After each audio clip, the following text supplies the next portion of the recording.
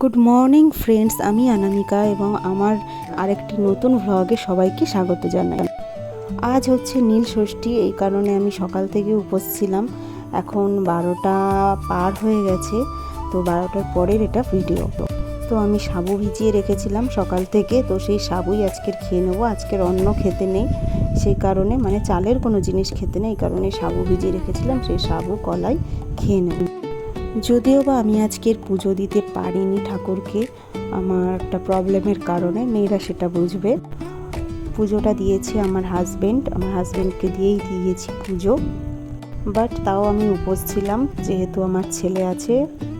তো মোটামুটি যাদের বাচ্চা থাকে তাদের নীলষষ্ঠী করা নাকি ভালো, সবাই বলে আমাদের গুরুজনেরা ঘরে। তো এই কারণেই আমার ছেলে হওয়ার পর থেকেই আমি নীলষষ্ঠী করি। যদিও আমি যাই হোক 12টা অবধি উপোস থেকে আমি খেয়ে নিয়েছিলাম। খেয়ে নেওয়ার পরে আমি কিনা ছেলেকে স্কুল থেকে আনতে গেছিলাম, কেন আজকেও ছেলের পরীক্ষা ছিল, আজকেই লাস্ট পরীক্ষা হয়ে শেষ হয়েছে। তারপরে স্কুল থেকে আসার পরে ছেলে বায়না ধরেছে পুদিনা পাতার জুস খাবে।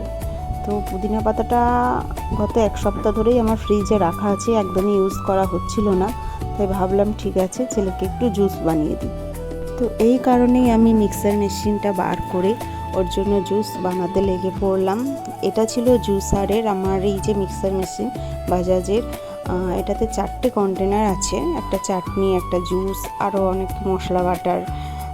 তো যাই হোক, এটাতে আমি যখন পুদিনা পাতা দিয়ে জুস করতে চাইলাম সেরকম ভালোভাবে হলো না, এই কারণে এই ছোট্ট কন্টেনারটা যেটা চাটনির বা মশলা বাটার, এটাতেই আমি পেস্ট করে নিলাম। এখন দেখতে পাচ্ছ এটাতে ভালোভাবেই পেস্ট হয়ে গেছে। এখন এটা আমি একটু জল মিশিয়ে এটা আমি ছাঁকনি দিয়ে জুসটা বার করে নেব, এই পাল্পগুলো মুখে না পড়ে জুসটা খাওয়ার সময় আমাদের। আজকের নীলষষ্ঠী পুজো দিতে পারিনি বলে মনটা সত্যি কথা বলতে সকাল থেকে খুব খারাপ ছিল, কিন্তু কিছু করার নেই। এবছর আমার শিবরাত্রিতেও আমি শিবরাত্রির পুজো করতে পারিনি, আর নীলষষ্ঠীতেও পারলাম না। প্রতিবারই আমার একই সমস্যা দেখা দিল। যাই হোক, কী আর করা যাবে। তো এই পুদিনা পাতার জুসটা আমি একটু নুন, লেবু আর একটু জলজিরাও দিয়েছিলাম যাতে একটু টেস্ট হয় খেতে, আর টেস্ট হয়েও ছিল খেতে, খুবই সুন্দর লাগছিল খেতে, আমিও খেয়েছিলাম। আর এটা ছেলের জন্য আমি বানাচ্ছিলাম, হালকা ঠান্ডা জল দিয়েছি সামান্য, বেশি না। তো ছেলের এই পুদিনা পাতার জুস খেতে খুবই ভালো লেগেছে আমার সোনা পাপার। ভিডিওটা ভালো লাগলে অবশ্যই একটা লাইক করে দিও এবং কমেন্ট করতে ভুলো না।